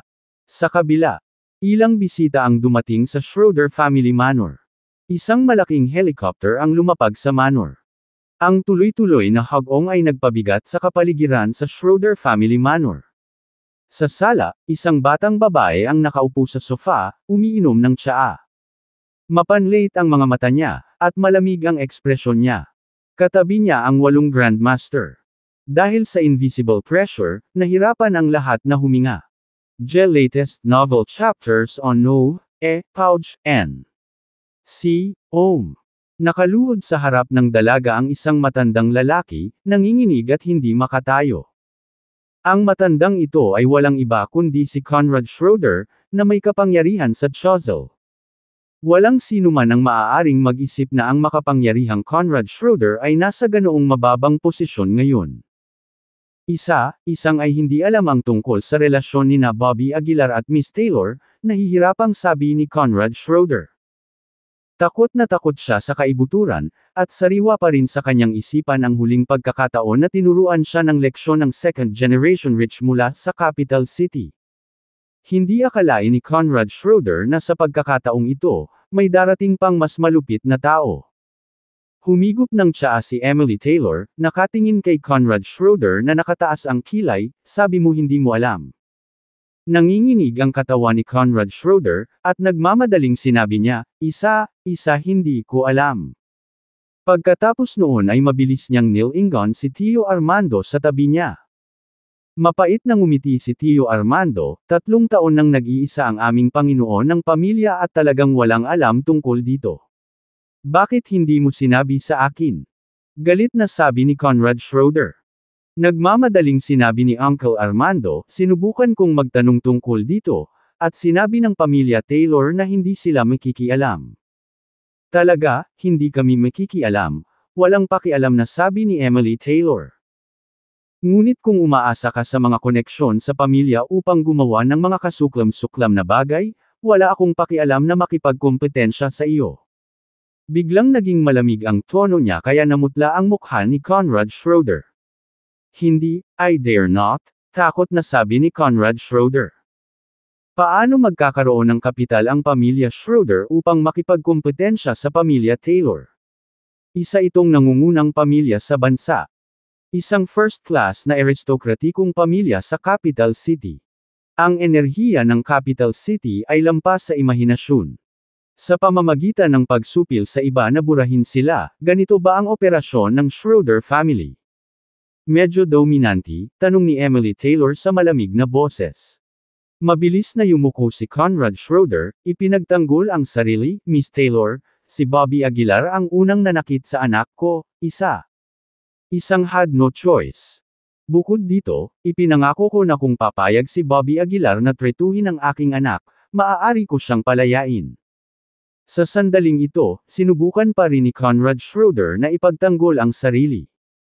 Ngunit paano makakatakas sa mga mata ni Emily Taylor ang kanyang maliliit na pakulo? Bagamat si Emily Taylor ay isang babae lamang, palagi niyang sinusundan si Mike Taylor at bihasa sa mga relasyon ng tao. Agad na nakita ang mga iniisip ni Conrad Schroeder. Sabi mo sinakta ni Bobby Aguilar ang anak mo. Walang pakialam na tanong ni Emily Taylor. Mabilis na tumango si Conrad Schroeder, oo. Kung nailigtas ni Bobby Aguilar ang iyong anak, papakawalan mo ba siya? Nagpatuloy si Emily Taylor. Nagmamadaling sinabi ni Conrad Schroeder, tama ang sinabi ni Miss Taylor. So, nagsimula ang lahat dahil sa anak mo. Ngumisi si Emily Taylor. Naisip ito ni Conrad Schroeder at tumango, oo, tama ka. Oh, tumango si Emily Taylor. Lumingon siya sa Grandmaster sa tabi niya. Agad na naunawaan ng Grandmaster, at sa pamamagitan ng pag-wave ng kanyang kamay, isang bug zone ng enerhiya ang agad na tumama sa sick room ni Tristan Schroeder. Boom! Ang sick room ay gumuho sa isang iglap. Agad na lumingon ang napakalaking puwersa. Tristan Schroeder sa isang pool ng dugo. Ngayong patay na ang iyong anak, hindi na kailangang iligtas siya, malamig na sabi ni Emily Taylor. Ang mukha ni Conrad Schroeder ay naging sobrang pangit. Panay ang tingin niya sa sick room ni Tristan Schroeder, parang nagdurugo ang puso niya. Anak, isang dampi ng sakit ang bumungad sa mukha ni Conrad Schroeder. Malamig na sinabi ni Emily Taylor, Conrad Schroeder, may mga tao na lampas sa mga tao, at may mga langit na lampas sa langit. Maaari mong paglaruan ang buhay ng ibang tao kung gusto mo, kaya natural, madaling burahin ng isang tao ang iyong buhay. Ikaw, may pagtutol ka ba? Dahil sa pangangibabaw ni Emily Taylor, nahihirapang huminga. Bagamat nadurog ang puso ni Conrad Schroeder, wala siyang intensyon na labanan ang pamilya Taylor. Wala akong tutol, mabilis na yumuko si Conrad Schroeder. Salamat, Miss Taylor, sa pagligtas sa aking buhay. Ang pangungusap na ito ay tila pamilyar. Ganito rin ang sinabi ni Sawyer Nicholson kay Conrad Schroeder noong nakaraan. Ngayon, nangyayari sa kanya ang eksenang ito. Bitawan mo siya, malamig na utos ni Emily Taylor. Mabilis na tumango si Conrad Schroeder, oo, Miss Taylor. Pagkatapos, nagmamadali siyang bumangon at sumugod sa Martial Arts Association. Samahan ng Martial Arts. Dinala si Bobby Aguilar sa isang plancha. Pagpasok pa lang niya sa plancha, napansin ni Bobby Aguilar ang pambihirang katangian ng lugar. Ang buong plancha ay talagang isang higanteng porma sayon. Sa tulong ng pagbuo, at Kabanata 208. Malamig ang mukha ni Bobby Aguilar, at nanatili siyang tahimik. Ang kanyang katawan ay nakagapos ng ilang malalaking kadena na bakal, hindi makagalaw. Sinama ng tingin ni Gage McBride si Bobby Aguilar at nginisyan, ayoko talaga sa iyong mapanghamon at walang kaalam-alam na kilos. Ipinikit ni Bobby Aguilar ang kanyang mga mata, hindi nag-abala na makipag-ugnayan kay Gage McBride. Ito, walang duda, ay lalong nagpagalit kay Gage McBride. Anak, tandaan mong pigilan ang iyong pagkatao sa susunod mong buhay. Galit na sigaw ni Gage McBride. Pagkatapos, ibinuka niya ang kanyang mga kamay, at biglang, ang mga pagsabog ng liwanag ay nagsimulang kumislap mula sa buong paligid niya. Ang porma sayon na ito ay parang medyo katulad ng itinakda ni Bobby Aguilar dati. Gayunpaman, tila mas malakas ang porma sayon ni Gage McBride. Kasabay ng pag-activate ng formation, ang nakapalibot na katawan ng Gage McBride ay nagsimulang kumislap ng may ningning. Tinapakan niya ang kanyang paa, lumundag sa hangin, at pagkatapos ay pinalapot ang dalawang higanteng talam sa kanyang mga kamay. Mamatay! Umungol si Gage McBride, at pinindot niya. Sa isang iglap, ang dalawang higanteng talam ay walang awang bumagsak kay Bobby Aguilar mula sa langit. Klang! Nang walang paglihis, ang dalawang higanteng talam ay tumama sa dibdib ni Bobby Aguilar. Ngunit isang nakakagulat na eksena ang naganap. Latest novels on N. Ovalby, N. Com. Ang dalawang higanteng talam na ito ay hindi nasaktan ni Bobby Aguilar. Nag-iwan lang sila ng puting marka sa katawan niya. Hanim. Tumaas ang isang kilay ni Gage McBride. Nakakahangang tigas ng katawan. Hindi nakakagulat na natalo mo si Conrad Schroeder. Bulalas ni Gage McBride. Sumulyap si Bobby Aguilar kay Gage McBride at nginisyan, sinusubukan mo bang kilitiin ang lolo ko? Tumawa ng malakas si Gage McBride, huwag kang mag-alala, Bobby Aguilar, simula pa lang ito. Pagkatapos, umungal muli si Gage McBride, at muling sumabog ang kanyang enerhiya. Malinaw, ang porma sayon na ito ay maaaring magbigay sa kanya ng mas malakas na lakas. Bobby Aguilar, gusto kong makita kung gaano katigas ang iyong laman. Tuloy-tuloy na umungal si Gage McBride. Isa pang puwersa, kayang sirain ang pagkabulok at hilahin ang lanta. Sa ilalim ng napakalaking puwersang ito, hindi na nakayanan ng katawan ni Bobby Aguilar. Nag-crack ang kanyang balat, na nagpapakita ng maraming marka ng dugo. Ang sakit ng pagbabarena ay naging sanhi ng pagbuo ng mga butil ng pawis sa noo ni Bobby Aguilar. Hahaha. Ano ang pakiramdam, Bobby Aguilar? Komportable. Tawa ng tawa si Gage McBride. Sa isang pag-iisip, dalawang kumikinang na gintong letigo ang lumitaw sa kanyang mga kamay.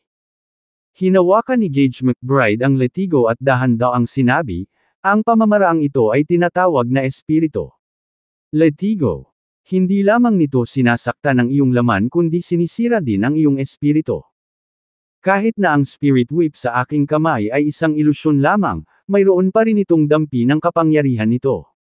Bobby Aguilar, hahayaan kitang maranasan ang sakit na ito ngayon. Kinuyam ni Gage McBride ang letigo at hinampas ang katawan ni Bobby Aguilar ng matalim na bitik. Sa ilalim ng letigo na ito, agad na lumitaw ang isang madugong marka sa katawan ni Bobby Aguilar. Gaya ng sinabi ni Gage McBride, hindi lang nasugatan ng diskarteng ito ang kanyang katawan kundi hinampas din ang kanyang kaluluwa. Naramdaman na lang ni Bobby Aguilar na parang tinamaan ng kidlat ang kanyang ulo, sa hindi matiis na sakit. Bitik. Isa pang letigo.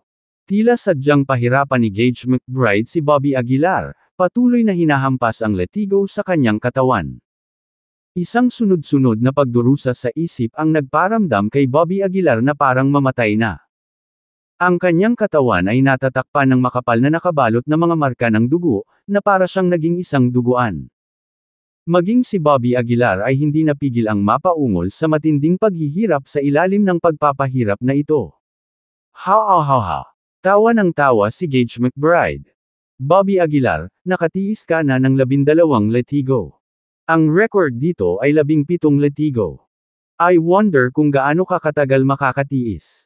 Ngumisi si Gage McBride. Si Bobby Aguilar ay nakadikit ang kanyang mga ngipin, sinusubukan ang kanyang makakaya upang manatiling may kamalayan, umaasa sa kanyang malakas na paghahangad. Ang Martial Arts Association. Napakalupit. Galit na tumitig si Bobby Aguilar, kumukulo ang kanyang galit. Hindi niya alam kung gaano karaming tao ang pinahirapan hanggang mamatay sa dalamhati. Siguradong hindi si Bobby Aguilar ang una. Sampal. Ang isa pang letigo ay nalaslas sa hangin. Sa isang baliw na ekspresyon, si Gage McBride ay nagbigay ng isang gintong mahabang letigo. Matigas na damapo ang bawat hampas sa katawan ni Bobby Aguilar. Sa isang kisap mata, 16 na letigo na. Nagsimulang lumabo ang kamalayan ni Bobby Aguilar. Ang kanyang katawan ay puno ng dugo, halos hindi makilala bilang tao.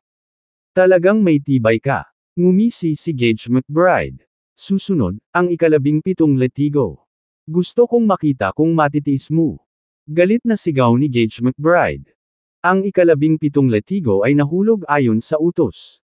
Sa ilalim ng letigo na ito, nahati ang balat ni Bobby Aguilar, at parang sesabog ang kanyang ulo. Gayunpaman, nakakapagtaka na hindi pa rin nawalan ng malay si Bobby. Hindi kumikislap ang kanyang mga mata kay Gage McBride. Mukhang masisira mo ang record. Napangisi si Gage McBride. Hinampas niya ang mahabang letigo at muling hinampas si Bobby. 1 letigo, 2 letigo, 3 letigo. Sa isang iglap, 5 letigo pa ang nahulog. Nakatiis si Bobby ng buong 22 letigo.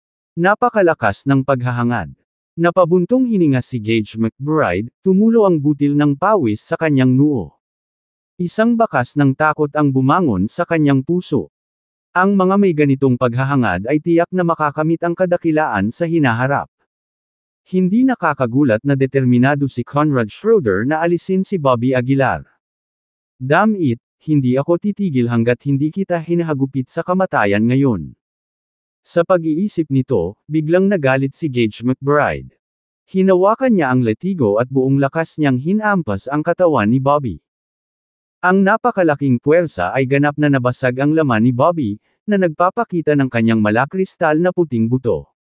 Ito ay isang nakakatakot na tanawin. Sa ilalim ng gayong pagdurusa, maging ang mga naruroon ay hindi makayanang manood. Paano magkakaroon ng ganyang pervert sa mundo? Nagdilim ang ekspresyon ni Gage McBride nang maabot niya ang ika-30 letigo. Ang pagiging makatiis ng 17 pilikmata ay itinuturing na abnormal, 30 letigo ay maaaring ituring na napakapangit. Bobby Aguilar, ang saya ko na. Si Gage McBride ay nagngangalit ang kanyang mga ngipin. Sa piling ito, dudurugin ko ang iyong ulo. Malamig at malisyoso ang mukha ni Gage McBride. Binuhay niya ang porma sayon, dahilan para sumikat ng gininto ang liwanag ang letigo sa kanyang kamay. Pagkatapos, hinawakan ni Gage McBride ang letigo at marahas na hinampas sa ulo ni Bobby. Kung dama po ang letigo na ito, malamang na madudurog nito ang kanyang ulo ng direkta. Mamatay. Umuungal si Gage McBride sa kabaliwan. Akmang tatama na ang letigo sa ulo ni Bobby, isang bahid ng liwanag ang dumaan. Sa isang sulyap, hawak ng isang kamay ang letigo ng isang binatang nakasuot ng itim. Ang Martial Arts Association ay medyo walang awa. Malamig na sabi ng binata. Nagbago ang mukha ni Gage McBride, at sinubukan niyang bawiin ang letigo, ngunit hindi man lang niya ito natitinag. Ikaw, sino ka? Parehong nagulat at natakot si Gage McBride. Ang pamilya Taylor ng Capital City, Kato Cain. Malamig na wika ng binata.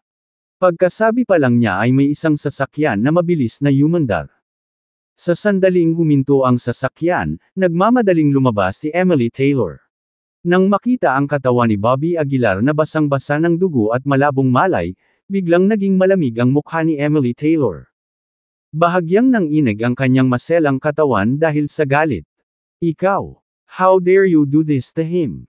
Nanginginig ang boses ni Emily Taylor. Kahit na natatakpan ng mahaba niyang buhok ang kanyang mukha, ramdam pa rin ang kanyang galit. Hinding-hindi kita mapapatawad. Biglang inangat ni Emily Taylor ang kanyang ulo, itinuon ang kanyang mga mata kay Gage McBride. Naramdaman ni Gage McBride ang lamig sa kanyang gulugod, isang masamang pakiramdam ang bumabalot sa kanyang buong katawan. Kabanata 209. Naramdaman ang galit ni Emily Taylor, lalong naging hindi mapalagay si Gage McBride sa kanyang puso. Sino? Sino ka? It's none of your business. Matigas na sabi ni Gage McBride. Nang bumagsak ang kanyang boses ay biglang hinayla ni Kato Cain ang kanyang letigo. Sa isang iglap, nasa harap na ni Kato Cain si Gage McBride. Pagkatapos, hinawakan ni Kato Cain ang leeg ni Gage McBride at malamig na sinabi, "Yan ang ating young Miss Taylor." Batang Miss Taylor. Marahas na nanginig ang katawan ni Gage McBride, nang hinabigla. Bakit lalabas dito si young Miss Taylor? Miss, paano natin siya haharapin? Tumingin si Kato Kain kay Emily Taylor. Kinagat ni Emily Taylor ang kanyang mga ngipin at malamig na sinabi, itali mo siya, tretuhin mo siya sa paraan ng pakikitungo niya kay Bobby Aguilar. At huwag mo siyang hayaang mamatay. Tumango si Kato Kain at sinabing, oo, Miss Taylor. Sa sandaling bumagsak ang kanyang mga salita, inabot ni Kato Kain ang kanyang kamay at ang katawan ni Gage McBride ay agad na ipinako sa dingding na may ilang mga rehas na bakal. Sa sumunod na segundo, inihampas ni Kato Kain ang kanyang latigo, at sa isang snap na tunog, tumama ito sa katawan ni Gage McBride. Isang latigo lang, napasigaw si Gage McBride sa sakit. Sa hindi kalayuan, sabik na tumakbo si Emily Taylor sa tabi ni Bobby Aguilar. Sa sandaling ito, si Bobby Aguilar ay nahimatay na. Nang makitang pinahirapan si Bobby Aguilar sa ganoong kalagayan, dumudugo ang puso ni Emily Taylor.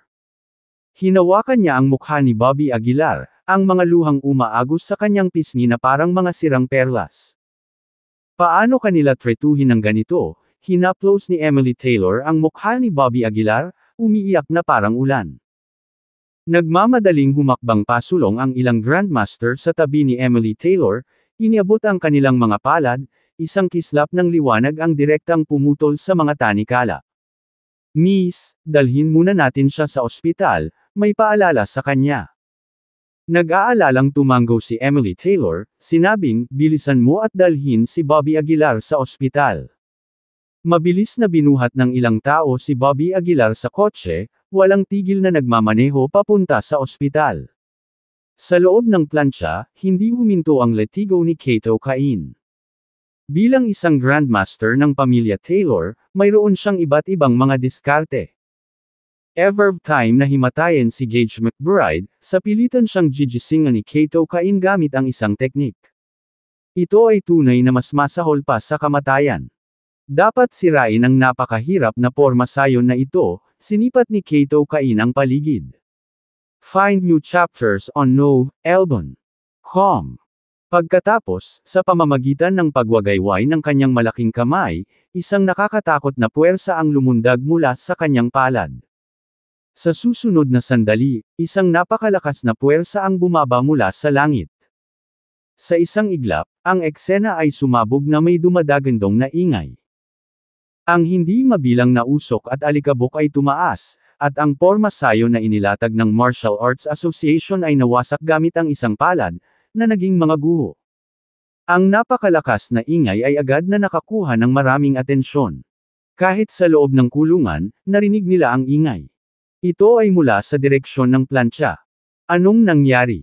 Nakatakas ba si Mr. Aguilar?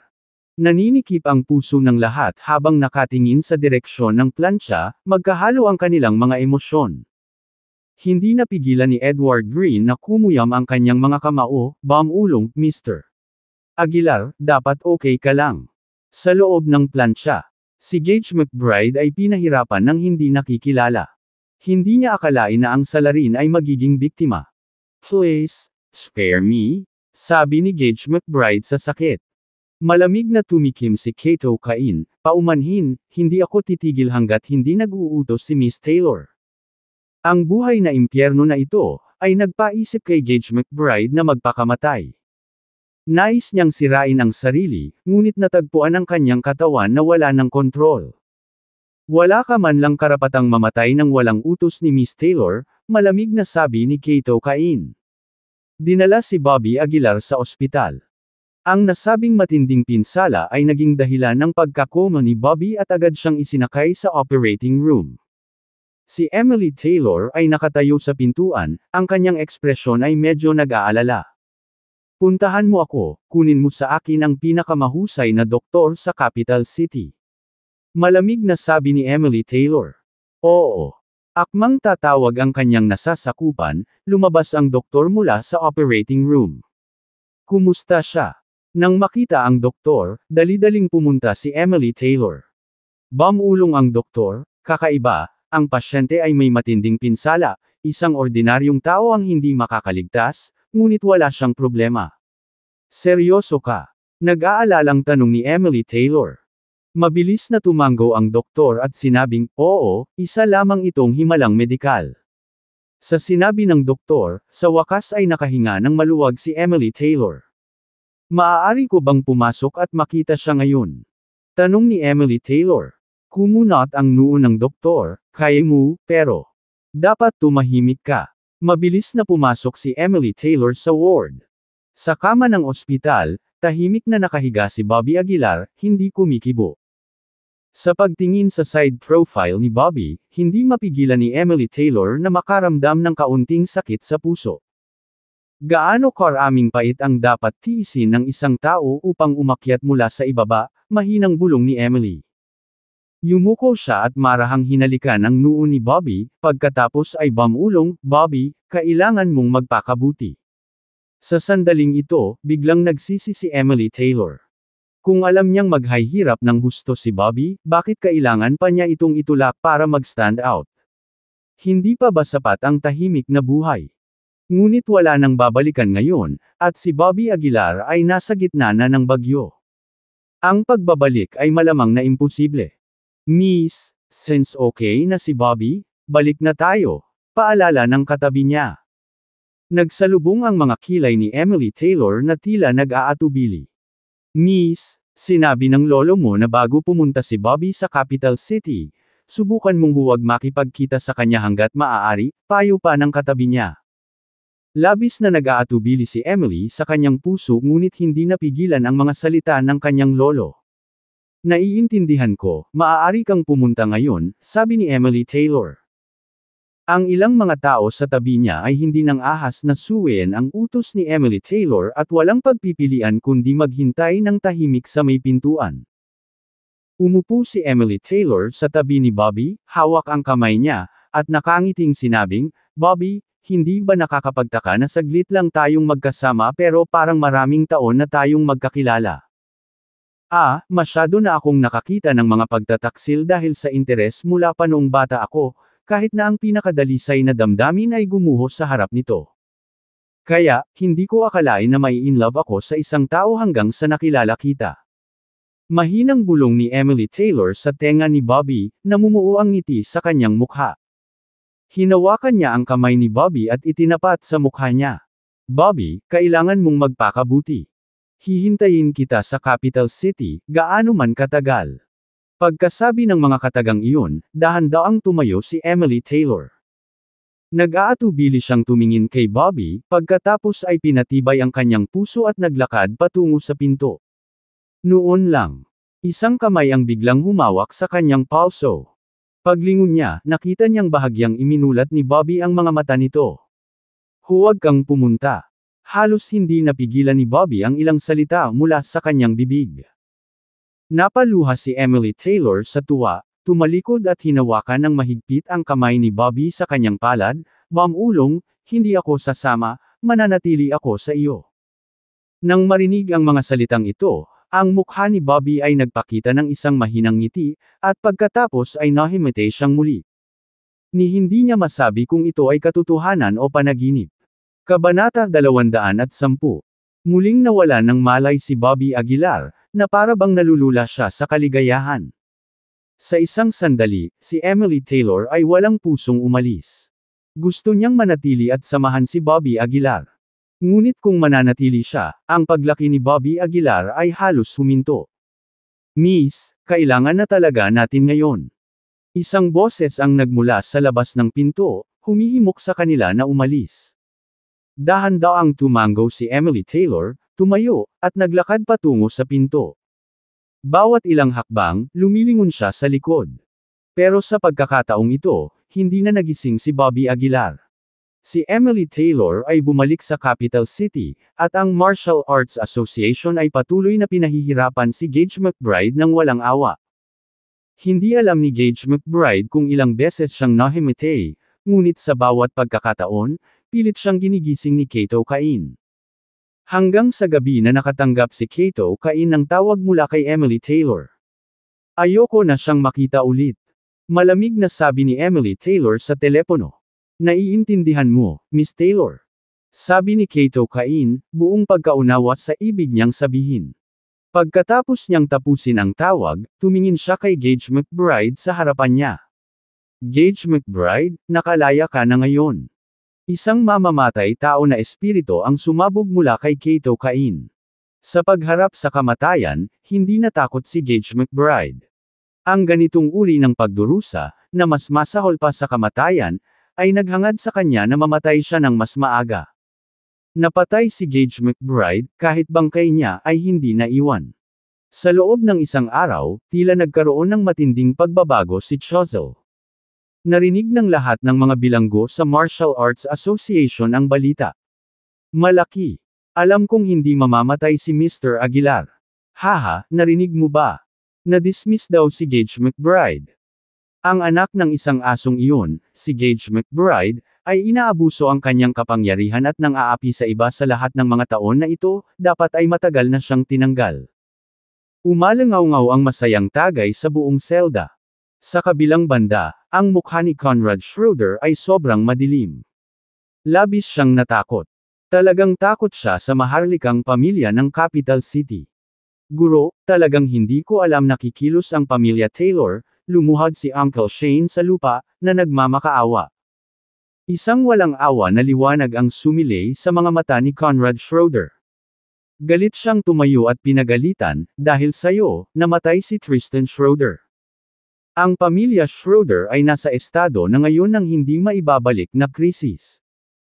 Nang inag si Tio Shane, sinabi niya sa matinding paghihirap, kasalanan ko ito, kasalanan ko, Master, mangyaring patawarin mo ako para sa kapakanan ng lahat ng taon na pinagsilbihan kita. Halos lahat sa pamilya Schroeder ay humingi ng awa sa ngalan ni Uncle Shane. Saglit na natahimik si Conrad Schroeder, sinulyapan si Uncle Shane, at winagiway ang kanyang kamay, fine. Nawalan na ako ng isang anak, ayoko nang mawalan ng kahit sino. Salamat sa iyo Master. Salamat sa iyo Master. Labis na gamaan ang loob ni Tio Shane, yumuko siya ng husto. Mabilis na lumipas ang oras hanggang sa gabi. Ngunit hindi makatulog si Conrad Schroeder. Ang dilema na kinakaharap ng pamilya Schroeder ay nagbigay kay Conrad Schroeder ng matinding sakit ng ulo. Guro, ano ang dapat nating gawin ngayon? Sabi ni Tito Shane na may panginginig sa boses. Napabuntong hininga si Conrad Schroeder, ulong, dahil sa talento ni Bobby Aguilar, sa kalaunan ay magiging tycoon siya. Dahil hindi natin siya kayang patayin, dapat nating pagbutihin ang ating relasyon sa kanya sa lalong madaling panahon. Sa halip na mag-alala tungkol sa pamilya Taylor, mas natakot si Conrad Schroeder sa hinaharap na si Bobby Aguilar. Pagbutihin ang ating relasyon. Natigilan si Tito Shane. Pero, papayag ba si Bobby Aguilar? Medyo hindi mapalagay si Tio Shane. Mula sa kung ano ang alam niya tungkol kay Bobby Aguilar, ang taong ito ay hindi hahayaan na mangyari ang mga bagay ng madali. Walang magawa si Conrad Schroeder na ikanaway ang kanyang kamay at sinabing, maaari lang tayong putulin para mailigtas ang ating buhay. Kahit anong hiling niya, dapat pumayag tayo.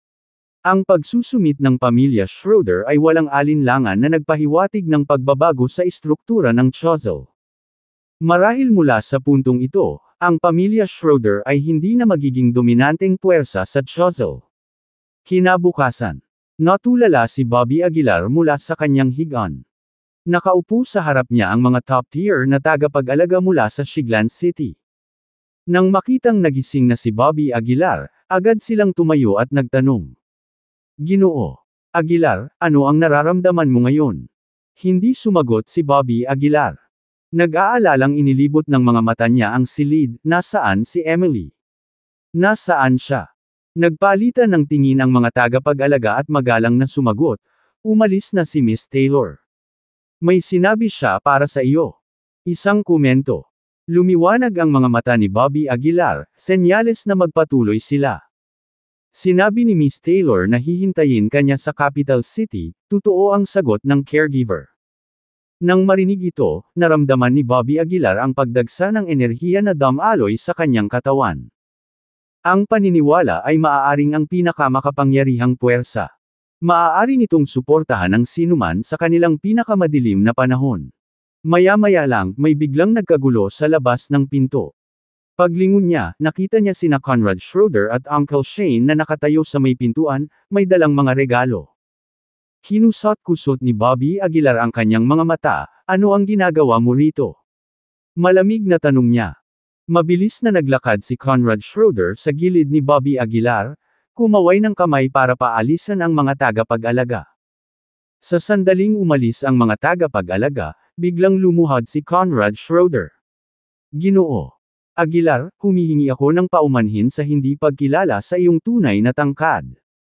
Please forgive my offense, magalang na sabi ni Conrad Schroeder. Dahil dito ay medyo nabigla si Bobby Aguilar. Tinitigan niya si Conrad Schroeder, na medyo nanunuya na nagtanong, Conrad updated from, V, E per pound, I, Enc, O per meter. Schroeder, anong plano mo ngayon? Si Conrad Schroeder ay totoong natakot, nagmamadaling sinabi, hindi ako manggahas, Mr. Aguilar. Taos-puso akong gustong humingi ng tawad sa iyo. Humingi ng tawad. Panunuya ni Bobby Aguilar. Umupo siya mula sa kanyang higaan, malamig na sinabi, ngayon alam mo na ang maghangad ng kapayapaan. Anong nangyari sa mayabang mong ugali kanina? Nalungkot si Conrad Schroeder sa loob. Wala siyang ideya na may koneksyon si Bobby Aguilar sa pamilya Taylor. Kung alam niya, hindi sana sinaktan ni Conrad Schroeder si Bobby Aguilar. Ginoo Aguilar, minaliit ko ang iyong kadakilaan. Patawarin mo ako, napabuntong hininga si Conrad Schroeder. Pagtingin kay Conrad Schroeder sa harapan niya, pinaikit ni Bobby Aguilar ang kanyang mga mata. Pagkatapos ng ilang pag-iisip, ngumiti siya, tumanggi ako. Bahagyang nagbago ang mukha ni Conrad Schroeder at, nagngangalit ang kanyang mga ngipin, sinabi niya, Aguilar, simula ngayon, handang sumuko sa iyo ang pamilya Schroeder. Nagulat si Bobby Aguilar. Ito ay lubos na lumampa sa inaasahan ni Bobby Aguilar. Kusa bang nagpasakop si Conrad Schroeder sa kanya? Natatakot ka ba sa pamilya Taylor, o natatakot ka ba sa akin? Nakasimangot na tanong ni Bobby Aguilar. Natigilan si Conrad Schroeder at hindi alam kung paano sasagot. Sagutin mo ng totoo, utos ni Bobby Aguilar. Itinaas ni Conrad Schroeder ang kanyang ulo, at pagkatapos ng ilang pag-iisip, sinabi niya, pareho. Ngunit higit sa lahat, nakikita ko ang potensyal sa iyo. Diretso ang pag-iisip ni Conrad Schroeder. Kung hindi mapatay si Bobby Aguilar, mas mabuting makipagrelasyon sa kanya ng mas maaga kaysa sa huli. Kung isa sa alang-alang ang potensyal ni Bobby Aguilar, walang alinlangan na magkakaroon siya ng magandang kinabukasan. Sa panahong iyon, ang pamilya Schroeder ay maaaring hindi limitado sa isang maliit na chozel. Pagkatapos ng ilang pag-iisip, tumango si Bobby Aguilar at sinabing, sige, Conrad Schroeder, isang nope you won't nardor nuns orid 1110n. Or else, I dare not. Agad na yumuko si Conrad Schroeder bilang paggalang. May plano nga si Bobby Aguilar na pagsamantalahan ng isang paksayon. Sa kanyang kasalukuyang lakas, ang kanyang mga kasanayan sa hinaharap ay hindi maaaring hindi maging mas mahirap. Dagdag pa, ang ideya ng pagpasok sa capital city lamang ay talagang hindi praktikal.